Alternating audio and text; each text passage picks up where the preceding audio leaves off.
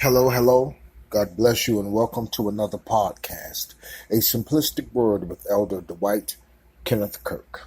On today, everybody, we will discuss a few topics that we need to be concerned about.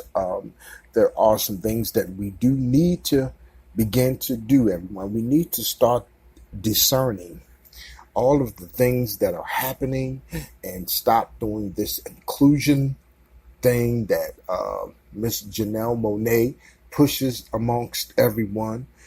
This inclusion thing is, anything is allowed. Let's go do it. God is happy with us. That's a lie. That's a lie. And, the one thing that we do need to begin to understand is we need to see the people that are heading these things up. Something else. Remember, when we would hear partner, when it came to gay couples or whatever the case may be. But now that's not the case. Now I've said what you just heard me say. I said Will Smith started I'm not going to say we're married anymore. That's my partner. Or, that's my life partner, whatever, he said in the interview. But now everyone will grab a hold. Sometime back, I told y'all that Hollywood is raising you. I said that you follow Hollywood. They choose them to give you where you're going to go next. There's no more Bible. Okay? Let's just be honest with this thing. Stop acting like, you're going to church to learn what the pastor's telling you. That's not important. What's important is what you're seeing and what you can physically put your hands on. When I say what you can physically put your hands on, that means that you can, as long as you see that person making money, they are the example for you. If I can see that you're making it, then I want to hear what you have to say. I want to see how you got there, because that'll help me get to where I need to be.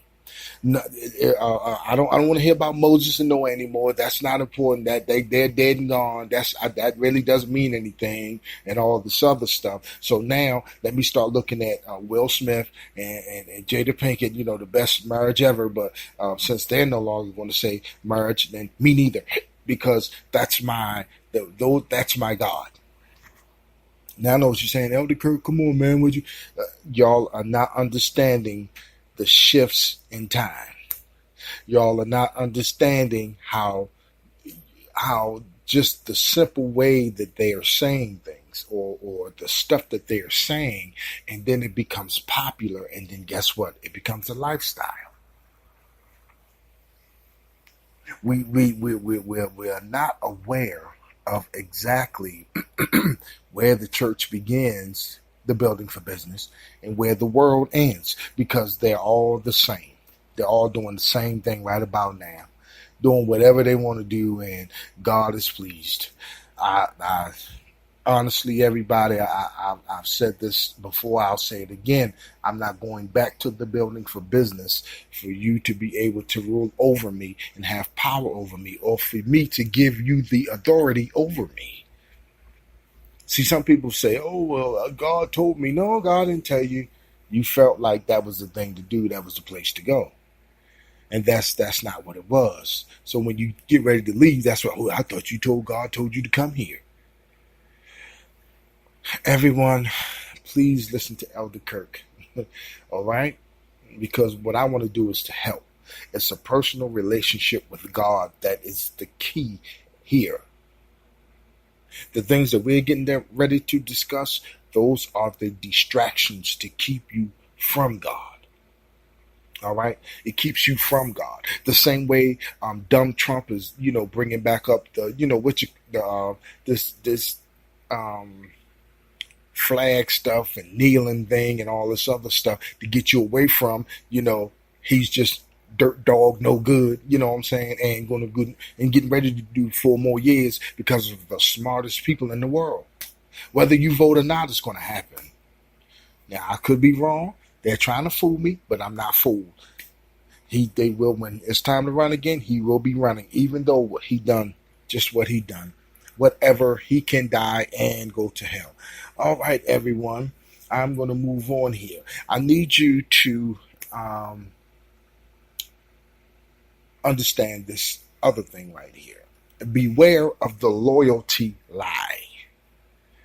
Beware of the loyalty lie. Now, what I just said about dumb Trump, please accept my offense. That's just, and let me make sure that I make this very clear to everybody. When the Jews were in captivity, they were not praying that their captors. Okay, so when I say stuff like that, they need to go away. They need to disappear so life will become better. Now, don't get me wrong. I don't believe that the next president will do better because Obama didn't do good, Clinton didn't do, Bush, whatever the case may be. I don't believe in that stuff anymore. I go to work, they take my taxes. That's life. They don't make my life any better. They don't do anything but make it harder. That's all politicians, okay? So that's why Elder Kirk said what he said. Beware of the loyalty lie, okay? The loyalty lie is this. We're getting away from love and we're only grasping loyalty. Now, when anybody says they're looking for a mate or whatever the case may be, what's the first thing? Loyalty. They're not looking for love. Love doesn't come before loyalty. Love is after that. Loyalty is, please accept my offenses, what the pastor wanted from Elder Kurt when I joined the ministry. They wanted the loyalty. It wasn't about love. It was about, I need you to do this and I need you to do that. That's what was most important. It wasn't about, and it was, if y'all remember what I called the fake church love. I don't want that. I'm messing with you as long as you're sitting up in the building. If you're not sitting in the building or in somebody else's building, I don't want anything to do with you. You're not worthy. Ichabod is on your head. I need y'all to understand that beware of the loyalty lie. They are pushing loyalty on y'all now, man. And I'm telling you, y'all are falling for it. And everybody is. I'm not pointing any fingers. People are, because I'm telling you, the more we say it, because guess what? I'll give you an example. I used to say at the end of the day. We don't hear that anymore, do we? See what I'm talking about? It's the new hotness right now. And I think, a lot of things, are taking place of, traditional. Like now it's partner instead of marriage, you know what I'm saying? Life partner. We don't have to be married or whatever the case may be and stuff like that. And like I said, loyalty is taking over love. So we're going to go away from the traditional and we're going to go with come on now, the new stuff, the new. I call it the new. Because loyalty is taking the place of love. And loyalty is nothing but being obedient or faithful to that one, either institution or person. If you're loyal, come on now, what they want? They want your loyalty. That means that you only be loyal to me. You only talk to me. Like it was some time ago, a pastor had talked about if there is a situation and you need some help, should you go to another pastor or go to your pastor? And the loyalty pastor said, go to your pastor because that is your pastor. See, the problem I had with that, I said, well, if the pastor is older and more wiser than you, then why can't I? But they stuck with loyalty. The church is very big on loyalty. That's why they don't want you to go to another church. They don't want you to visit another church. And that's why they get mad and want to argue when they say, Pastor, you're trying to take my people. Come on, man. Funny how they are your people. They're supposed to be God's people. Beware, everybody, of the loyalty lie. Beware. Because the church been doing it forever. And now it's done got out the church and now everybody's pushing it, but it's becoming this great big thing now. Y'all not noticing it, I'm sure, but that Elder Kirk says something to you. Believe me, you. Because you know what loyalty is going to be? For what that dummy just done over there in Helsinki, people are still loyal and still giving him respect. How? Why? I don't know.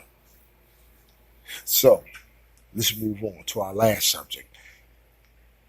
Denomination is separation. Denomination is separation. Yes, yes, yes. I know y'all don't believe it.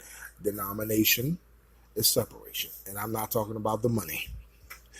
I did a post. I think only one person liked it, because when I do that, a lot of people like my political stuff and things like that, but they do not like when I put up stuff about church. Nobody responds. It's like crickets, because everybody's scared. But as Elder Kirk always says, accept my offense. Denomination is separation. Methodist, Baptist, Catholic, Episcopal, Pentecostal, Apostolic, Democrat, Republican, all denominations for separation. How can you possibly get to one location going in 50 different directions, or how many other denominations they are in? You got to go down to your courthouse and find out how many they really are. We all going in 50,000 different directions, but we all supposed to have one. We supposed to all have one mind. Now, I'm no different than anyone else that has studied the word. We supposed to have unity, one Lord, one God, one faith. Come on, people. How is that possible? It's not possible. Well, if we achieve and work towards it, okay. So let me. I'm non-denominational. You know what? I forgot. That's even a denomination now. Wow, non-denominational is a non-denomination. Is a denomination. Non-denomination is a denomination. So we are we're here now. Listen to what Elder Kirk is saying. We're here. We're going in 50,000 different directions. The word tells us we have to be one with one mind. And guess what? We're going in 50,000 different directions. How is that? Not going to work. Not going to happen.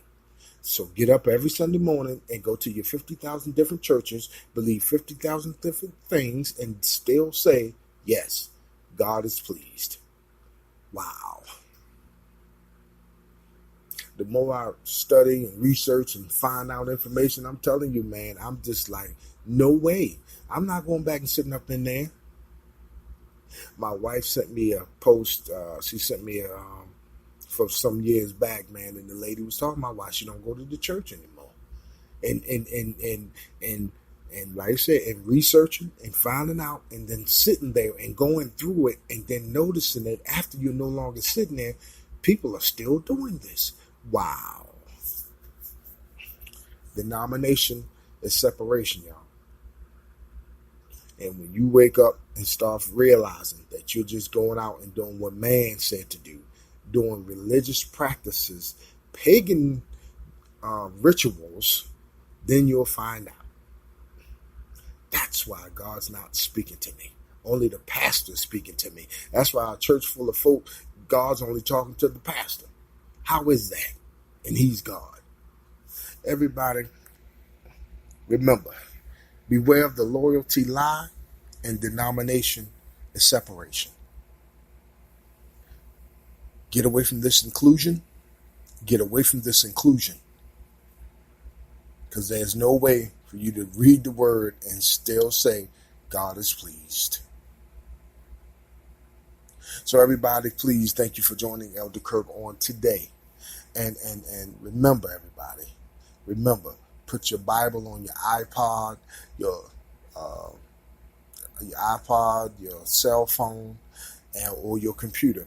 And remember, faith cometh by hearing, and hearing by the word of God, not just pastors' sermon from Sunday to Sunday. And remember, everybody, remember, accept them for being human first. You do that, you're less likely to be hurt.